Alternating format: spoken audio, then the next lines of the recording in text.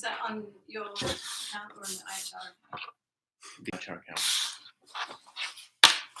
Okay. We get there eventually. Welcome everyone to the IHR Digital History Seminar. It's a pleasure to have you all here this evening. A sign-up sheet should be going around, so please make sure you just make a note of who you are so we know who's in the room.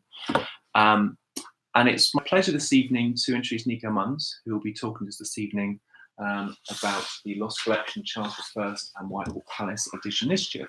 Niko is a second-year PhD student at University of York, funded as part of the White Rose Consortium, and has spent some time slightly prior to and slightly overlapping with working with the Royal Collections Trust with this particular project. So I'll hand over to Niko. Just before I do, though, I should say Niko will be speaking for around 45 minutes, something like that, after which we'll have a chance for a Q&A at the end. We do have a live stream running, so if that makes you adapt your choice of questions anyway, then do so, though hopefully no change will need to be made. Anyway, that's Niko.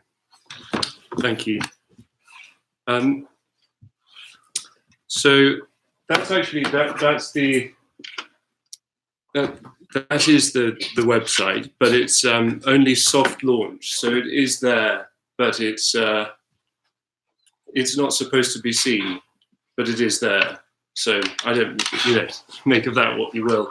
But there's lots of stuff still to tinker around with, but they put it up anyway.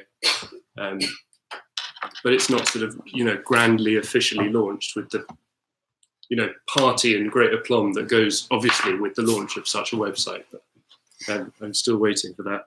But so I wasn't entirely sure whether to put the emphasis on the digital mechanics of the website or on the art history. I mean, I put it more on the digital mechanics. So I've got a kind of extension bit to the talk, which is purely art history, and I'll kind of make a decision on the spur of the moment whether to go into the extension or not. We'll see how we feel. Okay, so first I'm going to introduce this Charles I website. Second, I'll talk about the original inventory and the hanger paintings in Whitehall Palace. And third, I'll show you our 3D visualization of the rooms. So I'm not going to go into too much depth about the life of Charles I, who ruled 1625 to 1649, and the history of the collection, even though these are probably far more interesting than talking about the website for some people, but there we go. I'm going to assume lots of knowledge, and then please feel free to ask me afterwards, what was the Mantua sale, or what was the Spanish match, or what was Charles's architecture or building program like, or how did the artistic climate compare to the previous reign? How did art interact with politics or interact with religion? I'm just trying to cover all eventualities. So what was the role played by the Duke of Buckingham or Henrietta Maria or Van Dyck or Rubens? Or importantly, was Christie's 450 million circa Salvator Mundi ever in Charles I's collection, or such questions. So why did we build the website in the first place? Well, the exhibition that was at the Royal Academy, the Charles I King Collector exhibition, gave us the occasion to assess the two major inventories of Charles I's collection. So the first, made by the King's surveyor Abraham van der Doort, circa 1639, is immensely detailed, but it concerns mainly Whitehall Palace. So it leaves out the kind of 25 other residences. And then the second inventory, the sale inventory, made after the King's execution in 1649, covers the whole collection, but is light on detail. Oliver Miller's publications of these inventories for the Walpole Society, there they are in an attractive sort of duck egg blue colour, in 1960 and 1972, are masterful examples of scholarship, and no one found fault with his transcription of the key documents, but they have their difficulties. Miller reproduced all the 17th century language word for word, letter for letter. And that means lots of names and denominations are left in a dramatic ambiguity. And with Charles I collection, the stakes are high, and crucially, one person's confusion is another's opportunity. And then we found that important records were being muddled and occasionally completely misrepresented by both the commercial and the academic spheres. But actually, what's really important here is that in the history of inventories of art collections, that belonging to Charles I is a momentous and almost freakish achievement, because the 1639 inventory made by Abraham van der Doort demonstrates a degree of attention to a particular artwork's provenance or prehistory or questions of attribution that is, for this date in the early 17th century, simply unprecedented, I believe.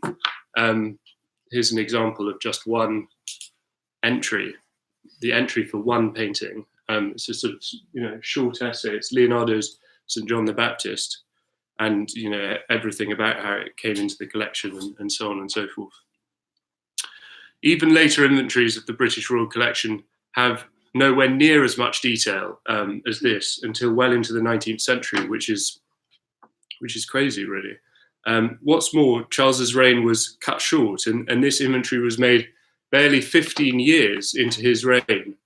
So really, it must have been something of a warm-up, even just the tip, I suggest, of a much grander inventory-making iceberg. And this habit of branding the backs of paintings is, I think, similarly unprecedented. And these are all of the ways in which we were able to fulfill the website to a certain degree, because hunting for a collection that was dispersed in 1649 is not an easy thing. But the fact that the order went out to brand the paintings like a kind of herd of cattle is, it helps. It helps because people really notice the CR brand. It's such a violent demonstration of ownership, though, and I think even, amazing, even for someone as art historically minded, perhaps, and learned as Charles I and his kind of group, that they had such a concern for the collection's posterity, at this early stage. Anyway, what does our website do? It is first and foremost a database of the collection, about 1,500 paintings and 500 sculptures. It's not the whole collection, because this involves tapestries and all sorts of things, and it's difficult to kind of draw the line of what's art and what's object, especially in the mind of Charles I or anyone at this kind of early stage. But generally, we focused on 1,500 paintings, 500 sculpture, and a few kind of odds and sods that seem to me to be important. And drawn from the inventories, drawn from those two inventories, and then the added extra of the room visualization. And the inventory database work is the kind of the meat of all of this. And then the room visualization is kind of the fluffy, creamy, extra that is accessible, but the hard yards go into the inventory, the database work, although it's much less glamorous to look at. So importantly, we modernized all language, spelling, and units of measurement, which we thought long and hard about. Not necessarily the units of measurement, but the language and spelling, because we're literally taking what was written and forcing it into the 21st century. And, in a way that we were thinking kind of, well, how do people read Shakespeare really today? They read it translated. They don't read it with all the odd E's and strange spellings on the end of things. And to make this really usable, we've got to translate it again, but that obviously loses some certainty, and you know, is up for debate whether it was the right thing to do. But we of course traced paintings throughout the span of inventories, and before and after Charles I's reign as well, and then importantly revised and expanded upon all identifications or matches made between actual artworks and the inventories. So the detective work. In this last task, Oliver Miller gave us a serious head start because he had already gathered together around 350 matches between extant artworks and the inventories. So he's mainly focusing on paintings. So that's 350 out of 1,500 that he'd already done by 1960 odd. But so of this 1,500 paintings, we now bring the total number of matches to about 580. So now more than a third of Charles I's picture collection is accounted for, and the identified works are spread throughout 60 public collections and just as many private collections. And here are some of the more kind of notable recent works to turn up, and they just keep turning up. Whilst I was doing the website, you know, works came up for sale that were really, really crucial to the website, which obviously, you know, only come up for sale every few decades or whatever. So, you know, works that were, for instance, in the rooms that we visualized. So here's an example entry from the site with the kind of information we're putting on there. Now to problems. I'm not an expert in the kind of criticisms around the digital humanities, but just from my experience of doing this website, I suggest that one of the fundamental problems with this digital format, in the way that it copes with these kind of historic collections, is the way that it copes with uncertainty. So one of our thornier issues concerned the representation of uncertainty on the website, uncertainty of attribution or uncertainty of identification.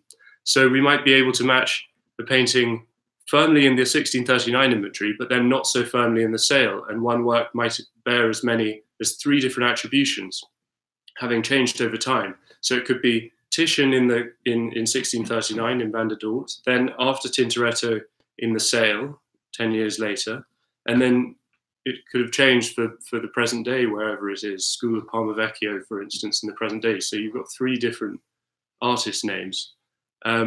All this uncertainty is really quite difficult to render in the digital format. And so I thought it was important to bring it up here. Because the print format, of course, uses all these things like footnotes and appendices and has had its long history of developing these tools. But of course, on the other hand, the digital format is such a sort of test ground, and it seems to have this philosophy that underpins it, which is it tends towards abbreviation and the kind of sanitization of information at the expense of presentability and coherence. Or at least that was my takeaway from what I did and the kind of debates I was having with developers and digital teams and so on. So we developed various tools in order to be able to preserve this original mess of information within the new format.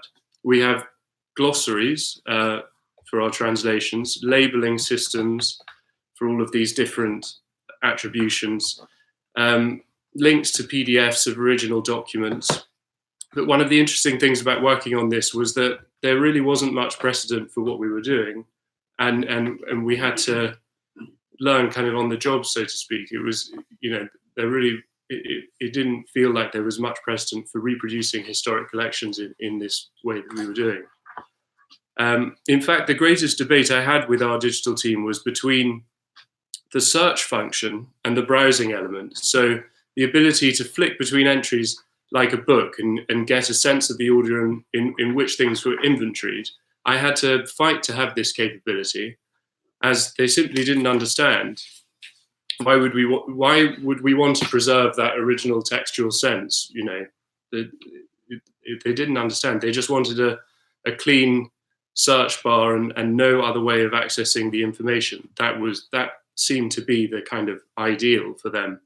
But anyway, we worked through all of those kind of debates. But it's just interesting, for me, getting to know what from their side were the concerns, were the sort of top concerns, and how much we clashed. So before turning to the picture hang, I'm going to briefly review the making of the 1639 inventory. So I'm going to go into the history. So who was this Abraham van der Doort, this rather sort of grim, miserable looking character he is there? Where did he come from? Well, it was Charles's elder brother, Henry, Prince of Wales, who hired the Dutch wax modeller, van der Doort, in about 1610 to look after the new cabinet at St. James's Palace.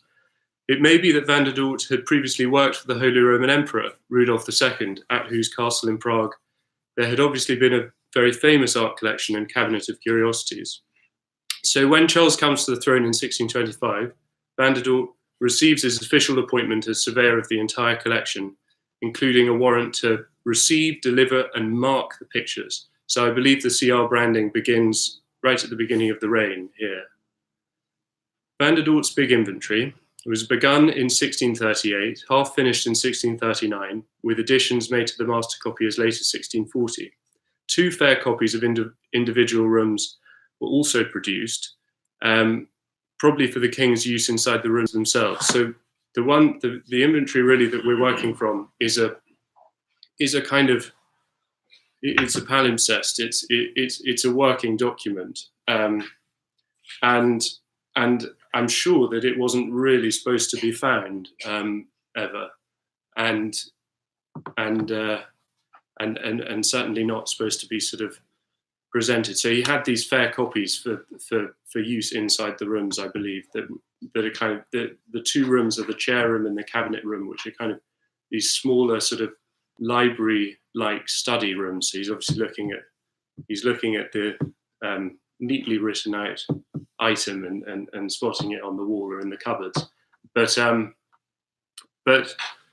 the grand inventory that we work from is just, it has crossings out, it has scribblings, different hands kind of writing, competing in different entries.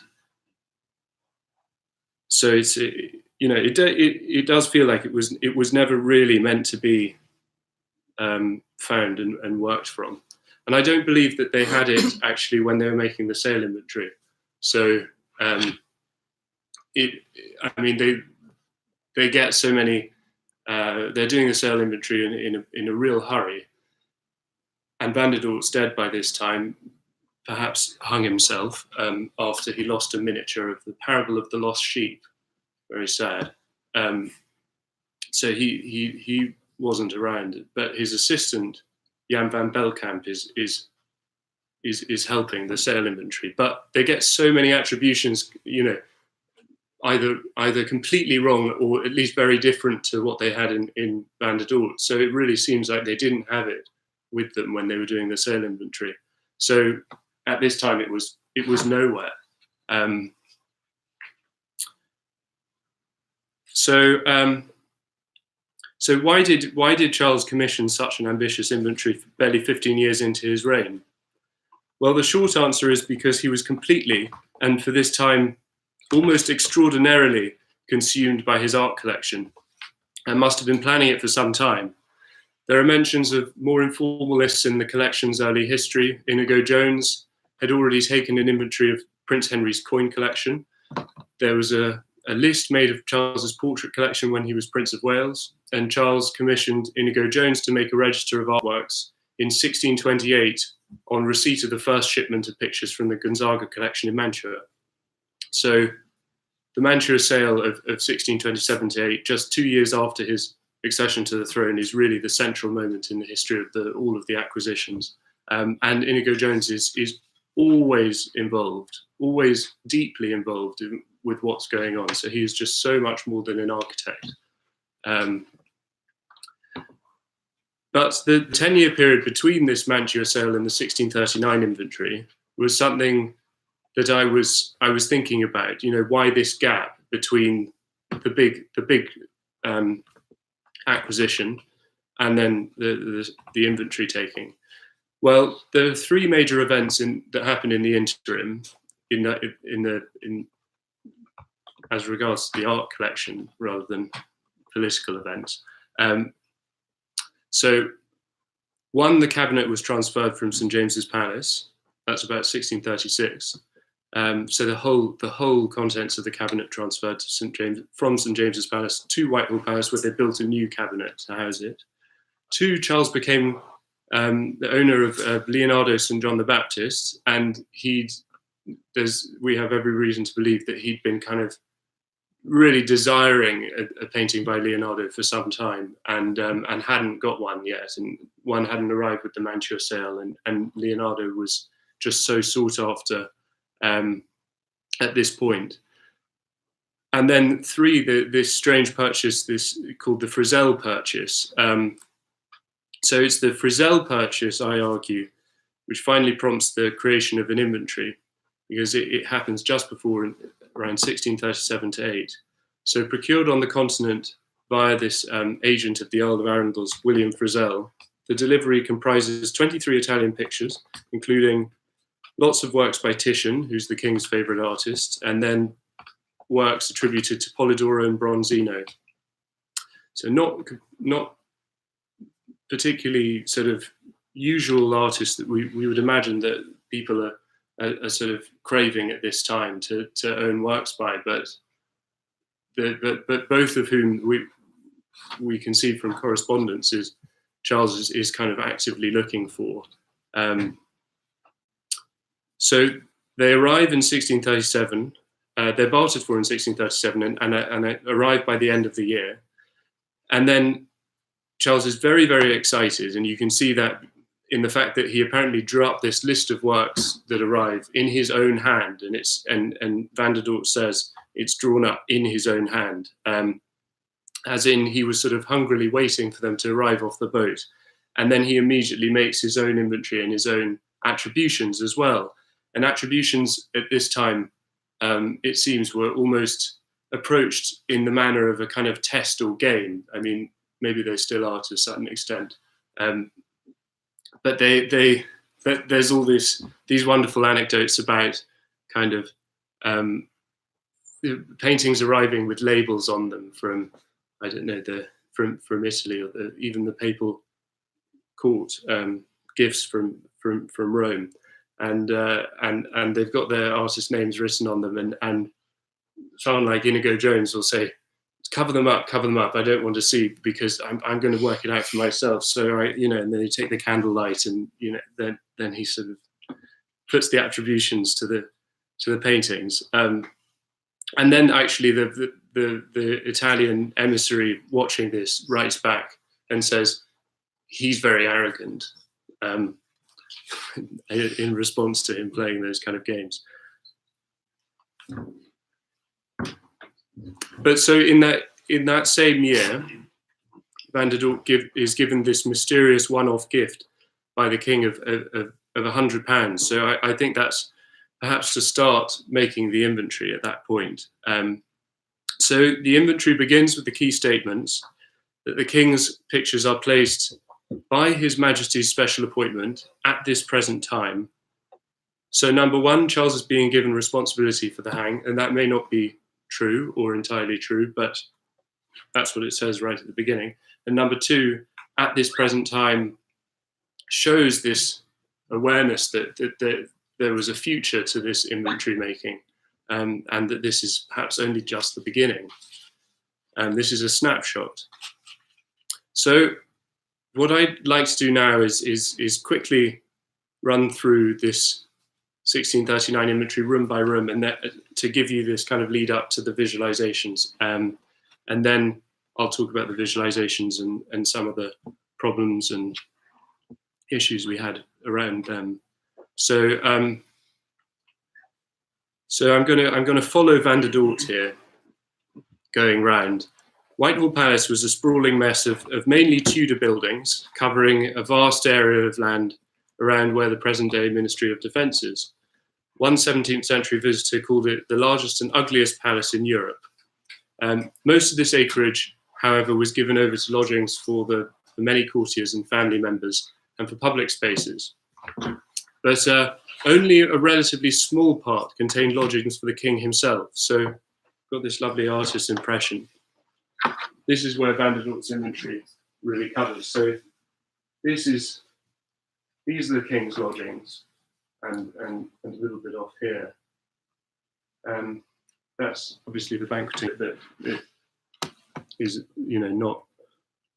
not tackled by the inventory.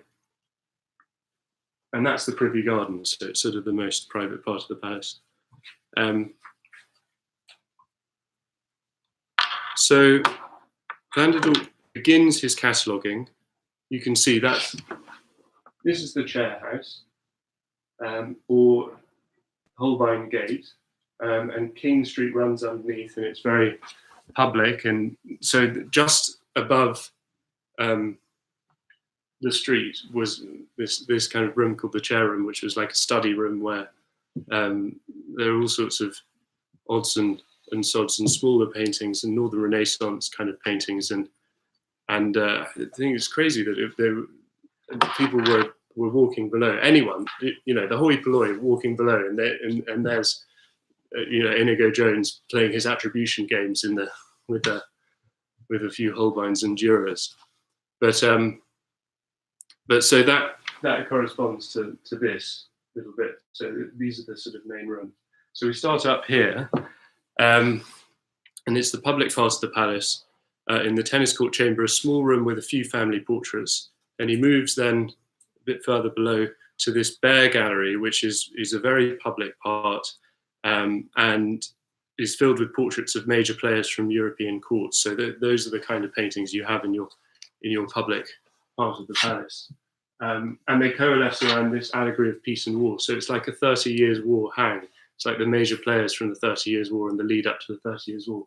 And it all kind of coalesces around the Rubens. So it's a peace and war hang.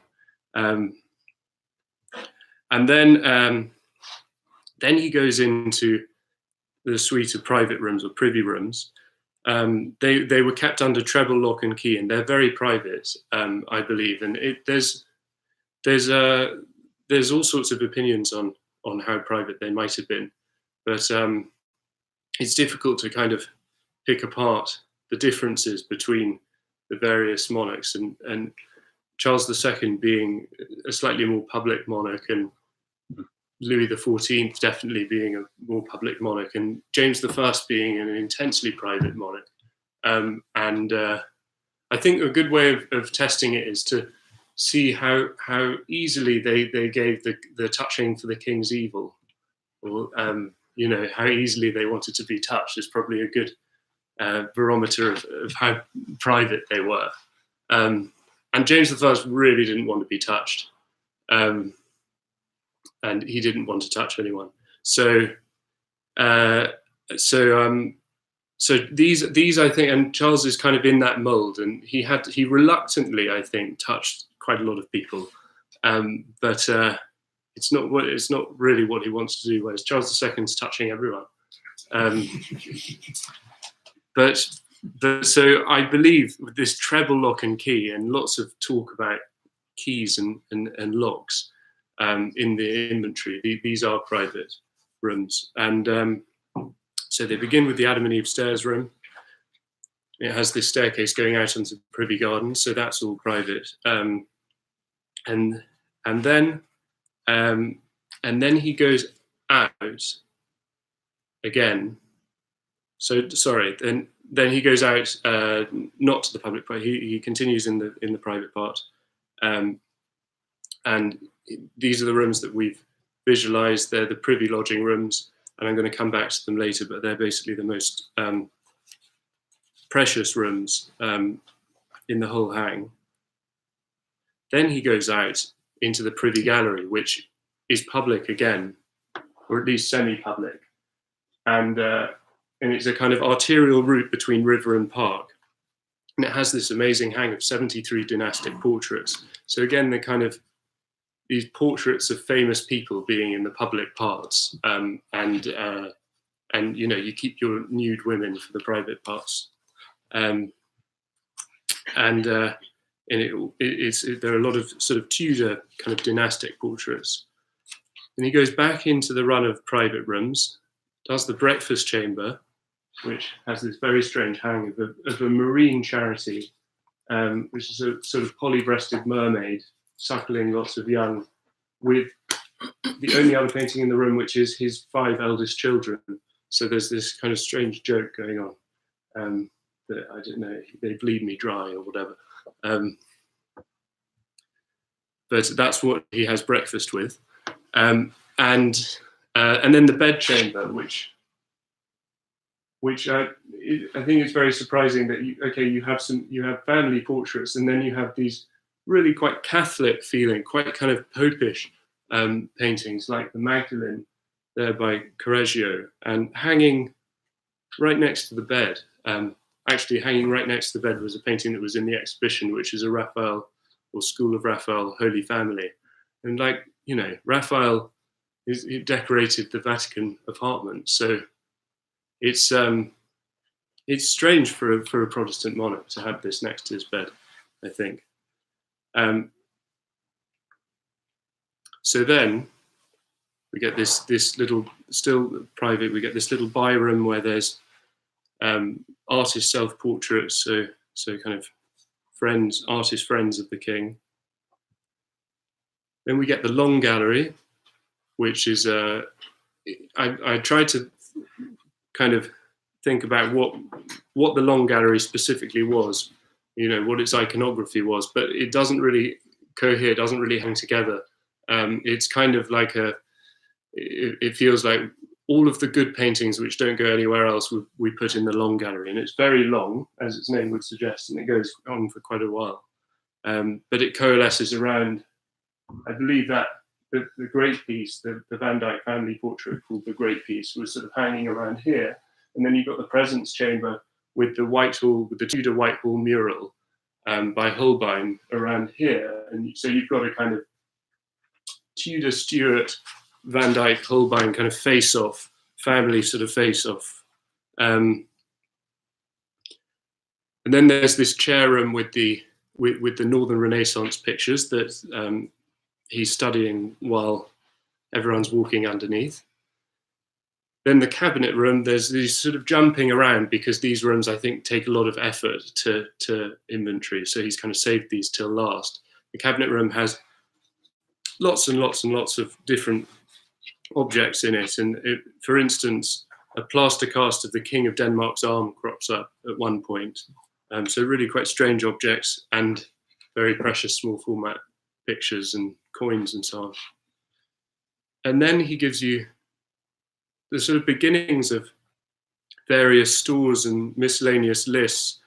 At one point he writes Hampton Court and then crosses it out, or his assistant writes Hampton Court, crosses it out and puts Somerset House and does sort of 10 paintings in Somerset House and then does something else. So they're sort of starting and not quite ever getting anywhere with lots of different lists and non-such and Greenwich and so on. So it's really, it's a working document, and especially at the end of it, it's just a mess, basically. Very difficult to then put into the digital and into a kind of database. So now we're going to go back to those 3 privy lodging rooms to look at this visualization.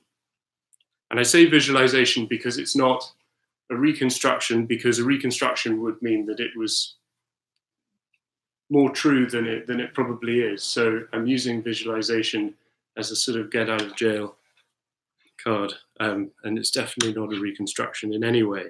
It's just a helpful tool. So the 3 privy lodging rooms were without a doubt the collection's holy of holies, where the most precious Italian Renaissance paintings were hung. They were fairly small, intimate spaces used for private conferences and withdrawing after dinner.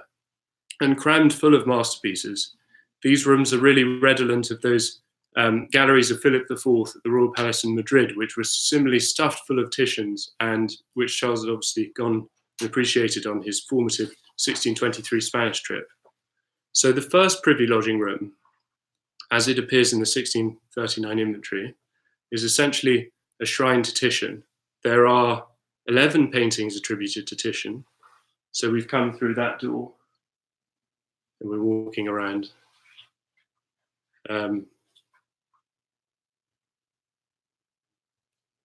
So 11 paintings attributed to Titian. Sorry, I'll just go back one to Correggio. There's the one Correggio pointing suggestively. This is one of the most puzzling things about the rooms, and I think if there was a kind of scholarly reason for doing the room visualization, as opposed to the inventory, obviously there's a scholarly reason for doing the inventory database, but for doing the room visualization, it really brought these strange kind of relationships between sacred and profane subject matter to light. So just here, for instance, you've got John the Baptist pointing at the naked Venus or naked woman. And I think this is so strange. So you've got the body of Christ, entombment, and then it's so obviously kind of mirroring the body of Venus or nude woman. And at least when I first put them on the walls, you just don't see this when it's all written down in the inventory. Of course you don't. And then suddenly you put them on the walls and you think, God, that's strange. And kind of, there's been some thought behind this, it's provoked a lot of thought from me. So this is where the hang feels most heavily influenced by Charles's Madrid trip, where he would have seen actually a Tarquin in Lucretia, hanging very close to Venus and Organist. So there's a sort of perhaps attempt at recreation, or maybe a subconscious attempt at recreation of that Madrid trip. And there seems to be no overarching theme apart from simply Titian. So this is not a room about Christ or not a room about nude women, but it's a room about Titian. And the hang coalesces around this imposing pair from Mantua, the Entombment and the Supper at Emmaus, which are either side of this allocution. So they're all obviously masterpieces by Titian. This as well, and these three were in the exhibition and hanging next to each other in the exhibition. But the kind of focus is on that back wall, and you'll see that in the following two rooms, there's always this focus on the Mantua pieces, on the Mantua paintings. They're really the kind of pride and joy, the prime positions, always opposite the windows, because these rooms would have been dark. You need all the light you can get. So we come in via that door. Second privy lodging room is dominated by a Giulio Romano nativity from Mantua. That is here on the back wall. And then Titian's Pardo Venus from the Madrid trip. So you can see it a little bit there. So if we go back, we come in through that door. We're looking around the room now.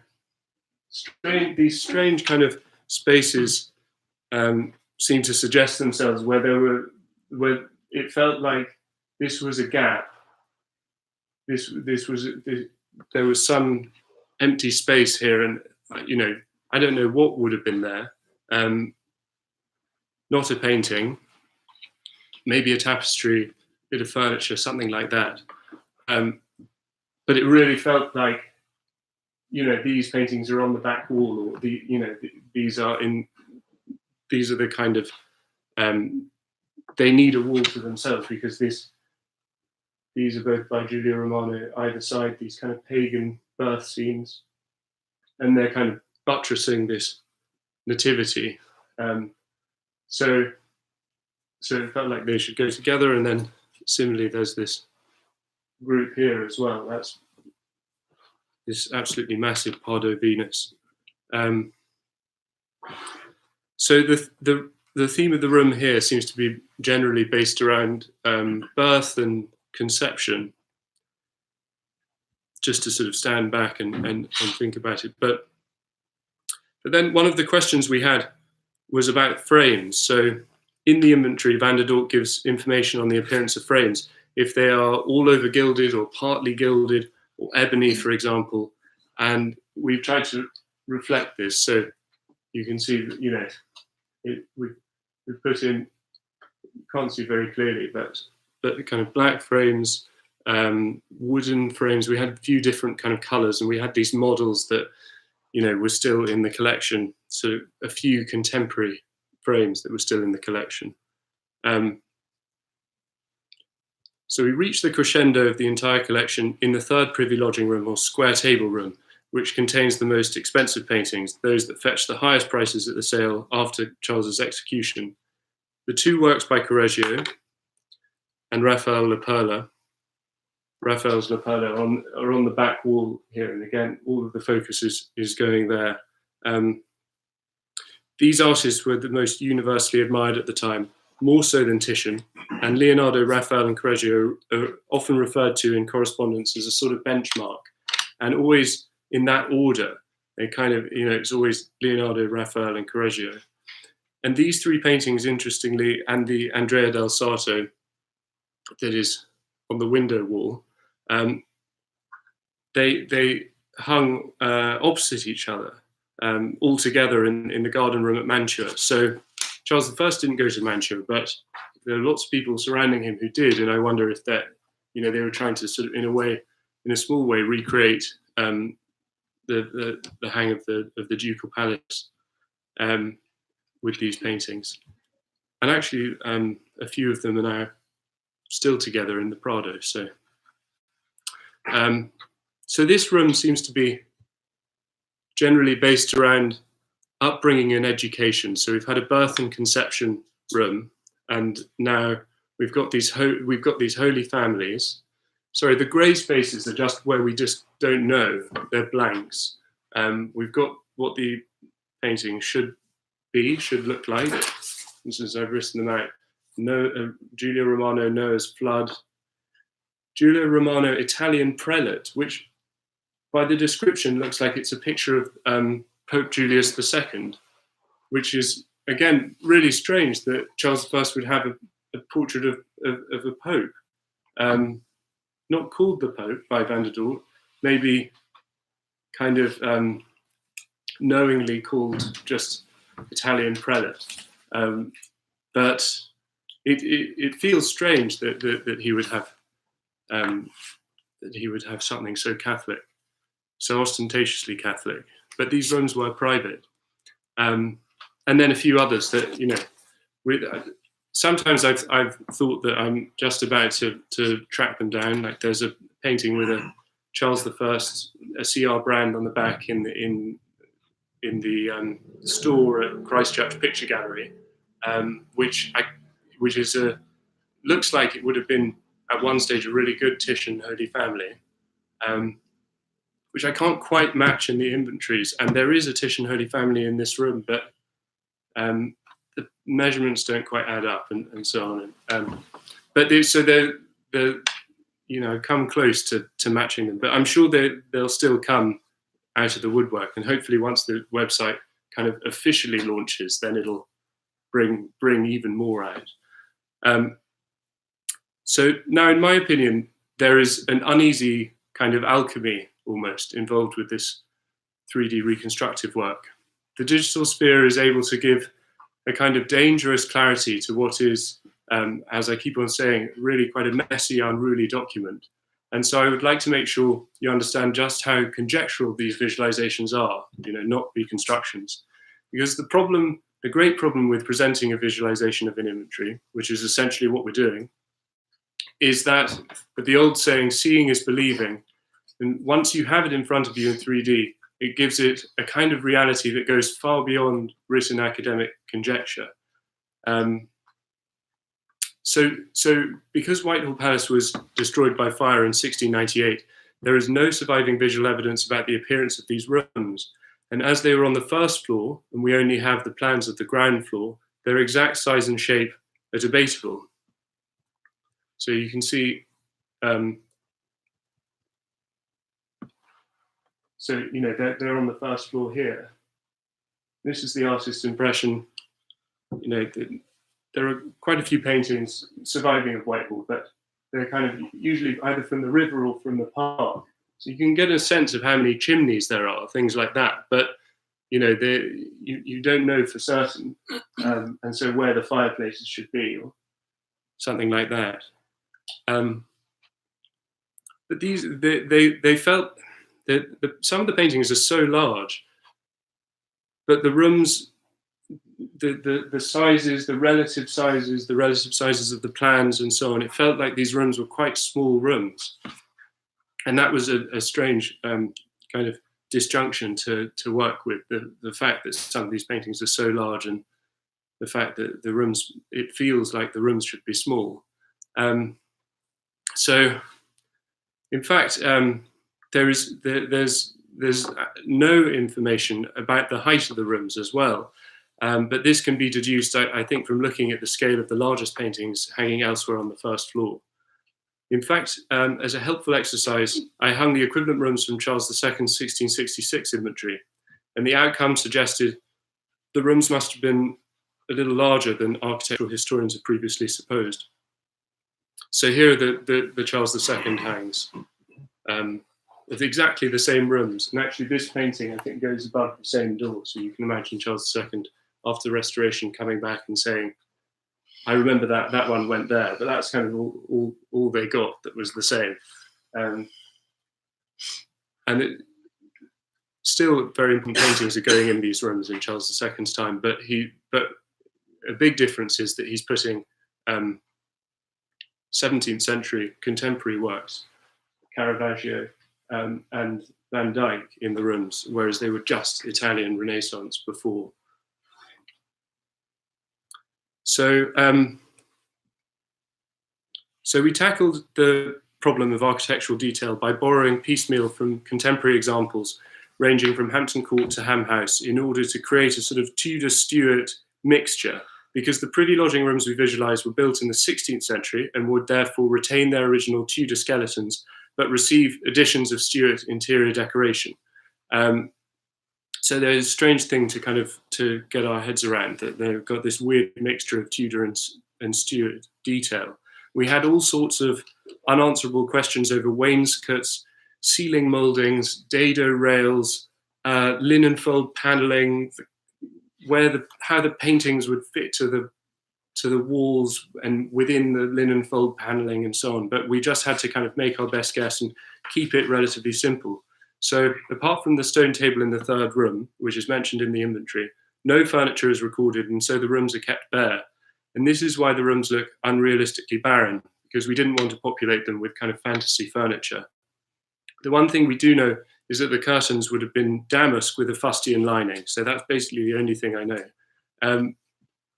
And you might think that the architecture was the hard bit and the painting hang was the easy bit, because we have the inventory, but it was, again, far from straightforward, a lot of guesswork, because we followed generally the hanger paintings that they appear in the inventory, almost exactly.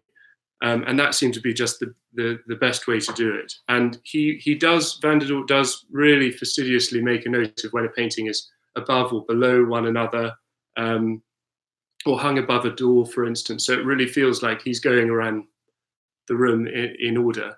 But we don't know where he started in the room, and we don't know that he proceeded around in a really logical fashion, but we just kind of hope to trust him on that. How densely were these rooms hung? This was another question. So we're familiar with these paintings of Antwerp galleries from the time by David Teniers and Willem van Hecht, and we imagine that these rooms might have been hung a little like that. top to tail, fit to burst. But whether or not these paintings, these Flemish paintings of galleries, are actually accurate, the actual evidence for how people hung paintings in England at this time is really thin on the ground. And what we know as the salon hang seems to have been introduced to Britain only in the later 17th century through French influence. So what little evidence we have points to the conclusion that the rooms weren't hung particularly densely at all. And there's a couple of paintings here that are quite interesting in these interior scenes. So these are the Arundels, and this may be a complete fantasy, this gallery or these galleries, but I still think that the kind of spacing generally, is saying something about the way pictures were hung. And this is a very strange painting that still doesn't have proper attribution or fixed date, and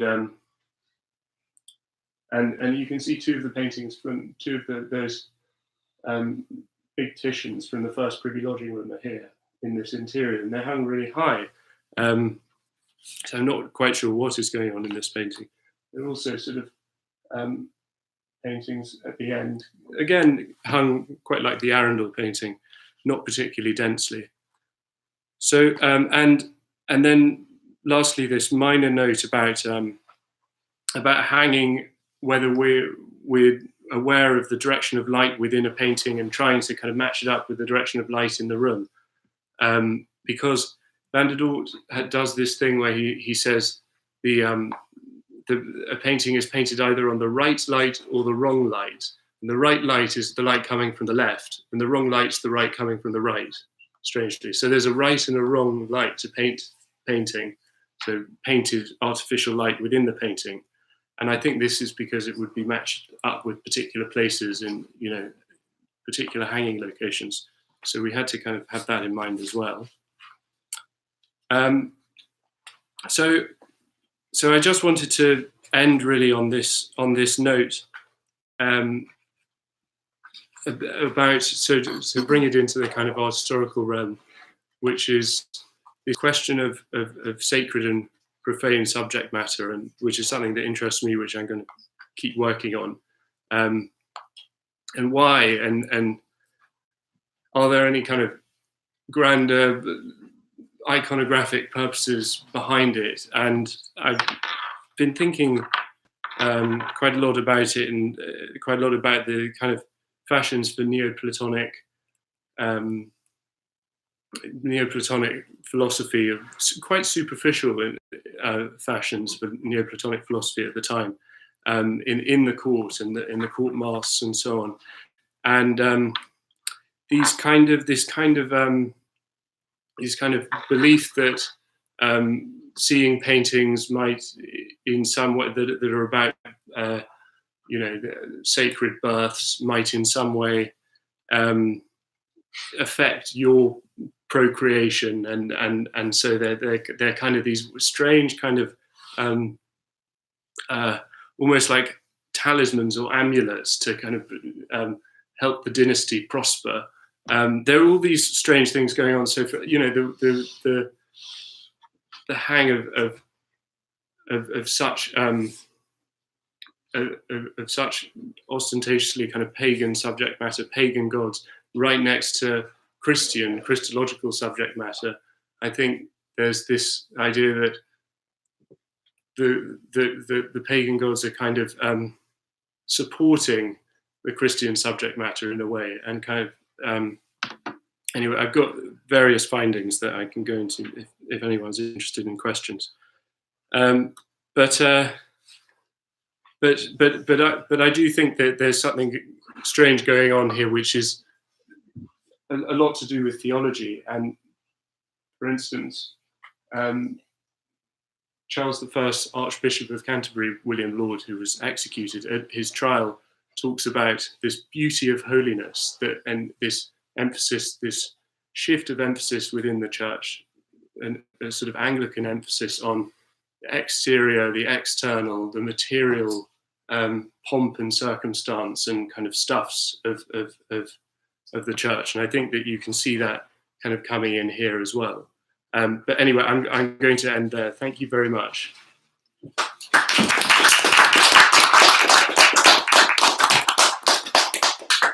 Thank you, Niko, for giving us a variety of subjects to get our teeth into. And we've got about half an hour or so for questions. And I'll begin by opening the floor. Can I just ask, before you ask your question, you could briefly say who you are and what you do? And secondly, if you have a question lined up or someone else is speaking, just sort of try and catch my eye, and I'll add you to my list. Okay? So I'll open the room. Yes, I'm Liz Leffman. I'm currently doing a master's in historical studies at the Continuing Education Department in Oxford. And one of the things that I'm writing about at the moment is Queen Anne. I'm very interested in where the paintings were that were present in the palace at the time of King James and Queen Anne. What happened to them? Did they get sort of taken down and put elsewhere? I know that, for example, there's a painting of Queen Anne that was in the Bear Gallery. Would it still have been there when Charles was king? Is that the It's the hunting? Yeah, that's right. Yes, that one. Yeah. So the very good question is, I'm trying to pluck it out. Where is that painting in the inventories? I think that it is in. I think it's in Whitehall. I think it's in either the Bear Gallery or probably actually. I think the Long Gallery maybe by this time. And it's got two angels on either side of it, which are kind of, they're framing her, which is quite nice. But that, so James I is just clearly not very interested in his art collection. There is a good painting collection there. I think a lot of these dynastic portraits and so on are, they're there from the Tudor time. They're in Whitehall, in the inventories of Henry VIII. There's two inventories kind of spanning the reign of Henry VIII, and they mention lots of these paintings. And I tried to sort of match them up actually with that hang in the Privy Gallery with Henry VIII's inventories. Then Elizabeth I and James I, there are basically no inventories, no kind of, especially no formal inventories. So there are a few lists that we know Anne of Denmark's paintings collections in Denmark House and Oatlands. They're very informal and kind of sketchy. And I'm sure that there were similar lists of Elizabeth's in the time of her reign and in the time of James I. But I think there's a reason why we don't have them now, and that's because they were very rough. They were not inventories in this kind of manner at all. So there are a lot of paintings do move around. Charles is moving. I think he's expelling a lot of paintings from Whitehall Palace, a lot of paintings that he doesn't like, to those other residences, non-such, Oatlands and so on. So there you can really get, there's a sort of league table of residences. It's Whitehall Palace at the top, and St James's Palace, and which has a wonderful hang of it's where the diplomats go. So it's sort of, I think, made to is meant to make you think, oh goodness, we're in the presence of someone really mighty, because there are all these Roman emperors on the walls, and then Charles I charging at you from the other end of the gallery on his horse, so almost coming through the wall of the gallery, as one visitor said. So that's sort of civil, military, imperial hang to make the diplomats sweat. And then Greenwich Palace is a good hang. Well, actually, the Queen's house in Greenwich, which is sort of newly finished now, and that's a very good hang of quite lots of Roman Baroque paintings, because that's Henrietta Maria's hanging, and actually Charles has a real hand in that hang, and they found it all when he touches on the Queen's house at Greenwich and so on. Says, this was placed here by His Majesty's hand, and Charles also has a big hand in the Queen's side in Whitehall, and he places like particular paintings in, I think, her bedchamber. He places a kind of, again, just obsessed with the Holy Family. It's just placing it in the bedchamber. It's kind of almost like a lucky charm. I'm going to give you this really good quality Holy Family, and I hope that we can prosper as a dynasty. But then you get these kind of, and then Hampton Court just has it's massive and has loads and loads of paintings, some good, some bad. And then you've got kind of non-such and fallen into disuse at this time, really, which is this kind of like Tudor sort of fantasy land, and Oatlands, which was Anne of Denmark's. And then, you know, Carisbrooke Castle probably had some paintings on the Isle of Wight. You know, God knows what was there though. So that's kind of how it looks. But he's definitely expelling James I's paintings. You know, get rid of it. It's, you know, it's not good quality. Could I ask a quick follow-up to that then? What about some of the pictures that Elizabeth had in Whitehall Palace? Were they the same? They were just sort of shoved out of the way and put down in a minor palace somewhere? And is there actually inventory of what was in Denmark House? So Denmark House, which then became Somerset House, there's a list of paintings there in the reign of Queen Anne. I don't know if it's the whole of the list of paintings of the whole of Denmark House. I think it might just be the kind of main gallery. We have a really brief list of paintings there in the time of Van der Doort, 1639, at the end of the inventory where he does all of his scribbles. There's like maybe 10 paintings which say that they're from Somerset House. And it has an important, I left it out, but it has an important hang-up. It has a kind of Stuart, contemporary Stuart portraits hang from Caroline portraits, lots of Van Dycks. It's called the Cross Gallery, but it's obviously the Queen's residence. But it's really in the sale where it all comes out, where you can see the whole thing. I mean, it's just absolutely amazing. Again, amazing that we have the sale, and we wouldn't be able to do this if it wasn't for poor Charles, you know, being executed or martyred, as some strange societies will have you think it. But not strange, but you know, Stuart enthusiasts. But just they have the oversight of all of the objects. I mean, down to the kind of rusty tongs that were in the fireplace and stuff like that. I mean, it's just crazy the amount of detail. You know, there's someone at the back that knows a lot about it as well, and so we can reconstruct the entire collection, because even when you get to, well, definitely when you get to these later reigns, because there's, as I said, there's nowhere near as much depth in an inventory, depth of information, and as much scope until the 19th century in the British Royal Collection.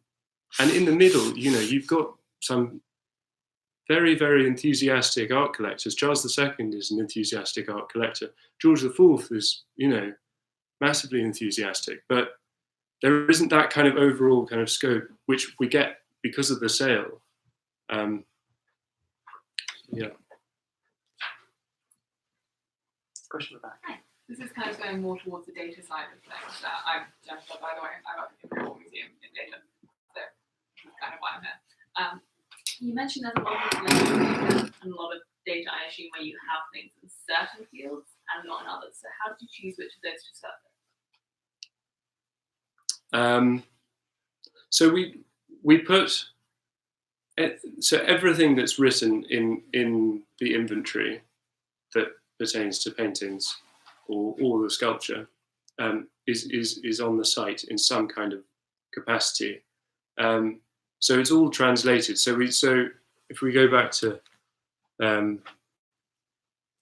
you know, where I had to sort of separate it out, where you've got, it's a sentence, it's a description, it's a summary, it's a short story really. Especially in the more important paintings, in the case of the more important paintings, where you know you can see sometimes quite a meaty paragraph, but you get medium canvas. He usually says something like cleth, which means cloth, which means canvas. There's all this sort of strange words used. The frames, this has been slightly updated for what it looks like right now, the website. So some of it is, you know, certainty identified. That's us placing that on it. But then there's, you know, hang notes above the chimney. That's kind of where miscellaneous will go, anything to do with the hang. And then there's a notes section, which is Van der Doort's notes. And then there's another section called project notes, which is my notes, which I've also put on there. So like sometimes we've got leads on a painting, but then the leads go silent in 1945 in a castle in Germany or something like that, and and we can't trace it any longer. So I put that down in the project notes and hope someone will take the reins. But I might call it something different to project notes or try and make that clearer. But does that kind of answer your question? There's so much strange information that, especially when you get to the end, the scribbles, lists of paintings in conservation which duplicate paintings, in the inventory. The list of all of the Titians. So Charles I commissions a list of all of the Titians in the collection to be made. So again, duplicating, and paintings that were swapped in for some strange reason, and we've got all these sorts of things to deal with. But if a painting is in the inventory in some kind of manner, it's in the website somewhere. Not always easy to get to, but hopefully as easy as we possibly can make it at the moment. There's a question from Twitter, which I'll ask, and you can perhaps answer. Twitter. I'm also just curious to know how many people in the room are from a cultural organisation like a museum, a library, or an archive, and how many are from an academic institution? Museum, library, archives, sure. Yes. Wow. Academic institutions. Just being really curious. So the question was from someone who writes for the Museum's Journal, and she was wondering when the website goes live, and she's interested in doing a review of it for this section. Great. It goes live, I can't quite say, but it is actually live at the moment. It was supposed to go live over a year ago at the same time as the exhibition. And it was actually not in that different a state to what it is now, but just these things just take so much time with tinkering around. It's never right. And it never will be, I don't think. But I put lots of caveats everywhere, kind of, this isn't quite finished yet, but it is, you can access it now. There's a major problem at the moment with, if you browse, so if I go to the collection landing page, so if you click on browse the sale inventory, you start to browse it, and everything's in the wrong order. It's not kind of, it doesn't go page number one, number two, etc. It starts off on page number 453, and I don't know what's going on at the moment, but we're working on that. Van der Doort's in good working order, as he should be. But so you can actually access it. So maybe I'll go back to that first page, and everyone can write down this the web page of a page that's not supposed to be there, and not actually, it hasn't been launched yet, but it seems appropriate. Yeah. Thank you. Gentleman at the back, I've got a question. I'm Andrew Barclay from the History Parliament Trust, and as Niko knows, I'm in a slightly newer position, being a political historian who's deeply interested in collection. And the type of questions I ask about, the way I think about it, tends to be rather different than the questions an artist has. And therefore, actually, the question I have is one about the sort of digital side of things, which is about the searchability of it, and what exactly can we use it to search for. Because it's one thing to search for paintings by particular artists, but what other searches can one do? Can one search, for example, like the volume of the paintings, or The volume of the paintings in the sale inventories? Can you search by volume? Can you search by frame? Can you search by who purchased it in 1649? How sort of flexible is it? Thinking beyond the sort of the obvious questions. It is both incredibly flexible and also annoyingly flexible. It is because it's not a kind of super duper search engine, which is where the information is kind of like tagged into particular, you know, filters and so on to make it much more usable. It's just a search of everything. So this creates a lot of problems. So if you search for Titian, you're not getting a list of the Titians that were in the collection, you know, that you can count the entries and that'll be the amount of Titians. There will be entries, you know, landing pages for one painting that could be, I think there could be as many as 3 landing pages, you know, 3 entries for one painting coming up because it's current knowledge, sale inventory in Van der Doort. Or we might have cut out the current, so it might only show you possibly 2. But there's you know, you can find stuff, but it's difficult. It produces jumbles of information.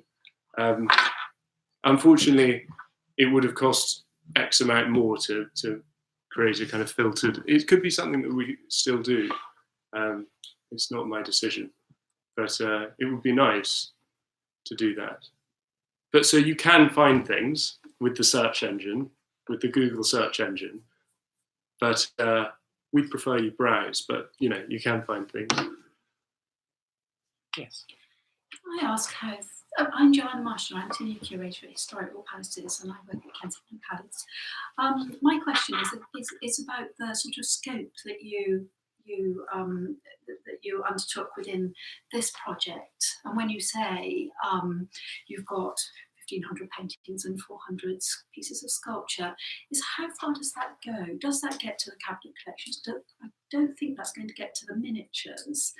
My question then is, given that there were wonderful miniatures and there were wonderful medals and there was extraordinary ethnographic collections even, is there a way of kind of, have you thought about ways in which follow-on work could potentially, you know, having waded through all of Manila over hours and hours, it's a fascinating compendium when you look at Van der Doort in the whole.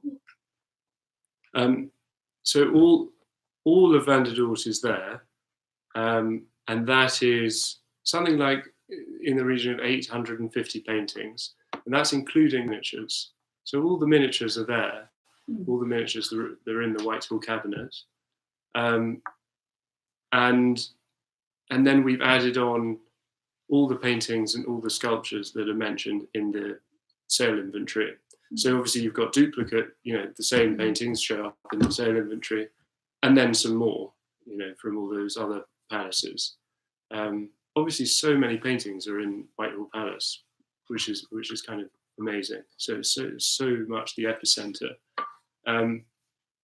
So there are miniatures. There are even coins, the coin collection, you know, everything in the cabinet room. The plaster cast of the King of Denmark's arm, the cameos, the East Indian idol, all of that stuff, but just not actually tapestries in the sale we put in as well. Just not the kind of miscellaneous things in the sale, you know, the wardrobe items and all that sort of stuff. We had to kind of draw a line in the sand somewhere, but everything that we think can be considered art today is in there, more or less. You have got the drums and you have got the Eskimo boots. Yeah, I think we've got some of those things, but again, we had to sort of we kind of did it with the sale. We kind of did it by location. So we sort of, you know, if there is a location without kind of any paintings or any sculptures or anything, you know, we've left it out. Whereas, you know, we've just used those that do. But I should probably put something on the site that explains that in detail. But thanks for that. I should say, Mia British Library. I'm curious about this resistance to browse and this focus on search. It seems very much against current practices in cultural heritage informatics and design. Amazon wouldn't be the powerhouse it is if it just had a great big search box, and that's it. So I'm just wondering what the background of the developers was and why they think that's. I'm not worried that this is all going online and they're going to say. Well, maybe there's drinks downstairs afterwards, so you can tell me then. No. I've already done the damage. So I can just repair it now. But there was this discussion that happened that was about this very thing. It went on for a number of weeks, and it wasn't quite sorted out by just one discussion. And it seemed to be it was actually more to do with people in the Royal Collection in the kind of content side of things that were worried about that. And I think that actually the sort of the people developing, kind of the person who had overall scope of the development project was in Brighton, a company called Surface Impression, which was very, very good. We loved them, and he knew exactly what I was talking about with the with Browse. Nothing, no problems there. But I think it was also a lot to do with how it fitted with the Royal Collection's existing website and the kind of functions of the existing website, and how much of that is based around a particular search engine that does particular things.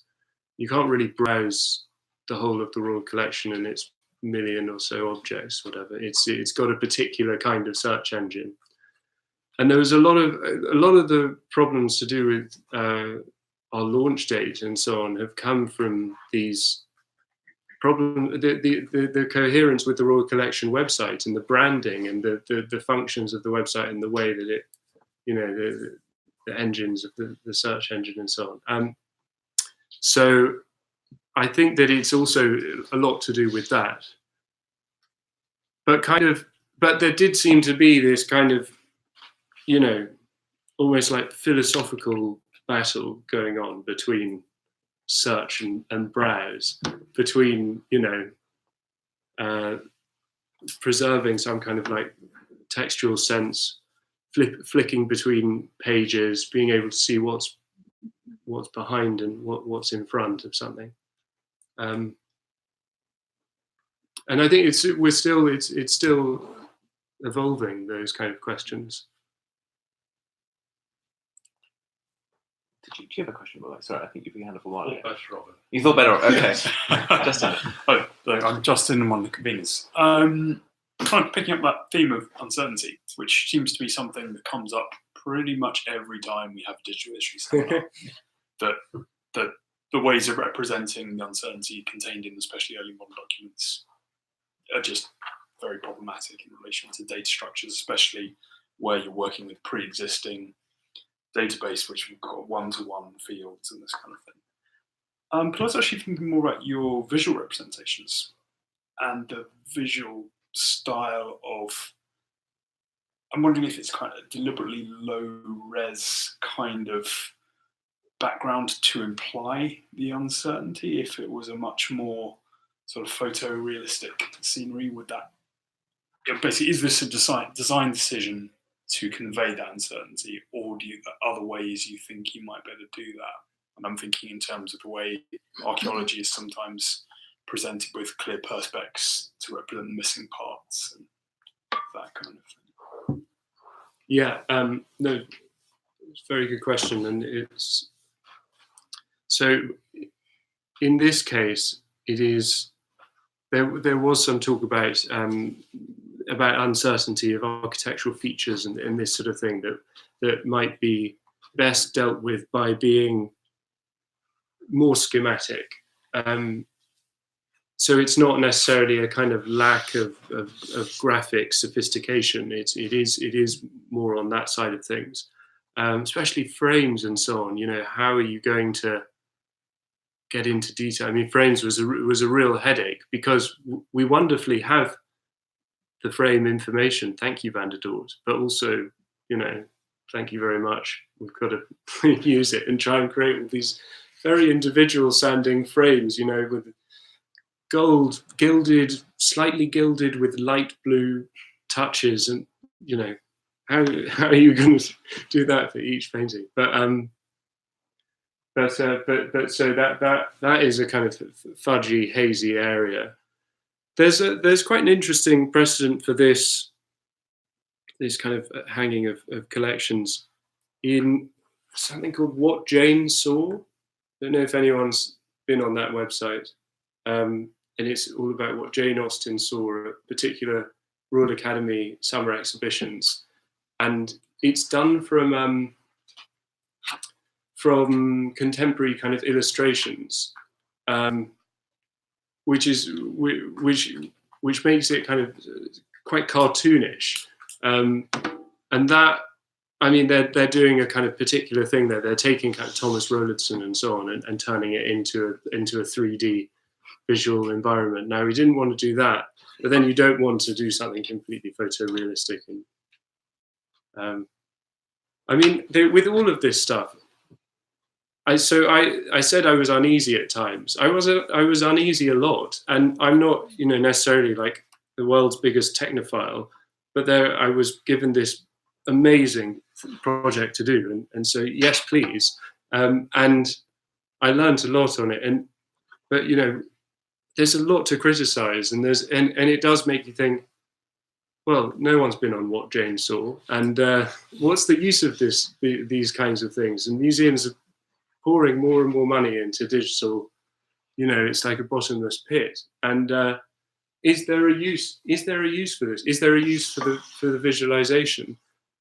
You know, in some ways yes, in some ways no. Umberto Eco, when he was talking about traveling in what he called hyperreality and in the Midwest and coming across all these motels with recreations of Leonardo's Last Supper and the kind of sculpture gallery of the Vatican, said that there was something of the chill of the mortuary about them.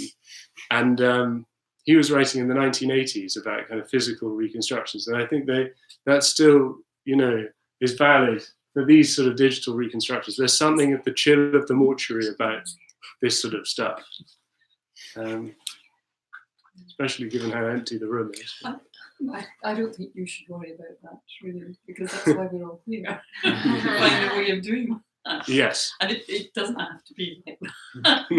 You know, there was amazing, he's not here, but it was The Lost Palace, which was digital journey through the streets of Whitehall, where we all wanted to see these paintings reflected in the air outside the MOD, but we couldn't work out how to do it. But you know, that we will, and you know, you're taking us there, so this is great. And similarly, the stuff at the V&A on Modigliani Studio, and you can kind of see how those sorts of, well, this would work as a framework to begin to sort of, I guess, allow people to I mean, it's a bit of a step, but see what Charles was seeing, or look at paintings in relation to each other, like you were saying, which is something that you may not get from a kind of more sterile digital sort of website. So yeah, I think that's got a huge scope. I mean, it's interesting that we're having this discussion, because I've given this talk, variants of this talk, lots of times now, and last year and so on, and I never got to this discussion before. It was always, I think maybe my audience was much more art historical, or and it's something that really interests me. I mean, I think that one has to think about what is the value of these sort of things, and the kind of glamour of a reconstruction, of a 3D visualization or something like that. It comes from somewhere. You know, it's an impulse. There's a reconstructive impulse in the air, I think, at present.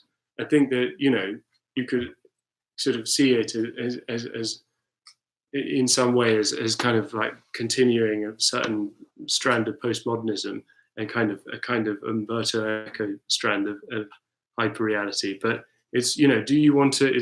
This question is important for reconstruction a rebuilding of Notre Dame? Do you want to reconstruct the world anew as, you know, the lost world, or do you want to leave it unreconstructed? And how do you want to interpret it? Do you want people to be able to walk around Whitehall Palace? You know, what will they get from it that they're not getting from their real life? You know, these sort of questions really interest me in a sort of philosophical sense, but that's a, you know, I don't know if anyone has any. Well, just, I mean, feel free to find me down, but I think what you're offering is you're showing the way in which the collection's been curated. In that sense, you know, implotted, telling a story in the same way that the collection and the inventory is being sort of implotted. You can see a very methodical way around it. The sense of the man, the stories you can begin to tell by the placement. So, my sense is, you know, that's what this type of thing allows you to begin to unpick from a more theoretical perspective. I mean, this was answering a particular question that was to do with the preparations for the Charles I exhibition at the Royal Academy, which was, we've got all of this information and it's dense, and the person that knew about it really more than anyone else, Oliver Miller, is dead. And so how do we approach this? How do we add to what he did, which was, you know, just completely masterful? And especially in terms of the Royal Academy exhibition, we're bringing together Charles I collection, but of course we're not bringing it together because there are 1,500 paintings, and we're not going to be able to recreate rooms. And we wanted to give a sense of these. As I said, these were all together during the exhibition, and the cabinet room and so on. There were all these moments of attempts at recreation, which I think were really good, and I think that's, you know, they're really useful, you know, as far as they go. But so this was another kind of recreation, but to kind of accompany. It was supposed to accompany the exhibition, didn't, unfortunately, but it was supposed to kind of go where the exhibition couldn't. But also then became this excuse to put together an academic tool, and, you know, to do the inventory database and kind of have this detective hunt for the paintings and produce some kind of lasting. And that's another question, you know, which I'm sure you get every time. It's about lifespan. How long do these things last? They're going to look dated in about 2 years. You know, how do we preserve these things? You know, are people going to be fishing out this USB stick from a shipwreck off the coast of wherever in thousands of years' time, and, you know, blowing the dust off it like a manuscript of Aristotle? No, no. But like they, you know, because they won't have the USB technology. So I mean, how do you do it? Why isn't it a book? How could it be a book? I mean, Oliver Miller tried to make it. You know, he reproduced the inventory, typed up transcript with these footnotes at the back which match paintings, say where paintings are in the present day. No collection numbers or anything like that. So he's sort of like purposefully vague at times. And he doesn't do it for the sale inventory, which is really interesting. So he doesn't attempt the matching for the sale inventory, even though he knew where lots of these paintings were from the sale inventory that aren't covered by Van der Doort. Why does he not attempt it? Because the sale inventory has, as I said at the beginning, is far less detailed, much less information than Van der Doort. So you can do it, you know, Van der Doort has measurements, all the descriptions, number of figures in the painting. You can do it from Van der Doort. You can't do it in the same way from the sale inventory. But we've done it from the sale inventory, you know. So, but how do you get all of these images, all of these all of this information, into a book, it's very difficult. But then you can immediately get to the right place. I think we need to close brief shortly, but if anyone has one final burning question, I think, go on then. Well, as you sort of ponder on the value of this, one of the things which I think is extraordinary, despite the fragility of just the sort of software, is that it allows you to ask different sorts of questions, and it is about how you experience art, and one has only then got to read, for instance, Haugen's descriptions later of walking through these rooms, where he does try and create a kind of word picture of these things, but this is what begins to make it alive, or it allows you benchmarks against which you can compare some of these some of those later descriptions, or put those lists, the miscellaneous lists, into some sort of order against bases. And those of us here who work with historical palaces are also responsible for a NOS building, which was a very, very important one. And this evocation, even with the blips and the little flaws, is still begins to kind of conjure up something which was really important and really influential, and actually still has its reflection in how other places developed.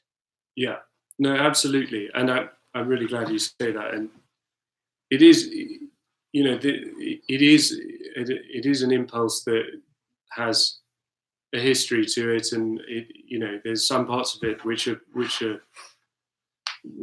perhaps are problematic, and some parts of it which are just so human and so perennial. And in the 18th century, if you read the kind of aristocratic inventories, some of them, they read literally like 3D visualizations. Like they're kind of taking you through on a sort of trail, and so you step through the door of the drawing room, and there it hits you, Leonardo's something on the wall to the right, and then and so they were obviously even trying to do it then, in this kind of way. Obviously Van der Doort was trying to do it to a certain extent. So anyway, I'm glad we could finish on a relatively positive note. I think one of the things Niko has done today is show us that sometimes a project rather than a book enables us to keep asking questions afterwards in ways where we're not feeling quite as keen to talk about the answers we've got, and we'll talk about the questions. I also want to give one of my own final positive notes is that today the Digital Preservation Coalition had an event on software preservation, and that community is doing a lot of work in that space to solve some of the problems we talked about today. So I'd just like to once more thank Niko for a wonderful talk, and thank you all for your questions.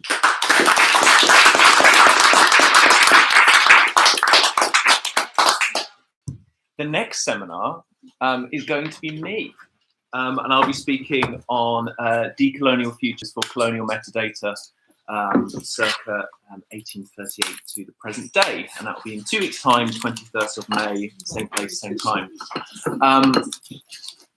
I'll end the stream.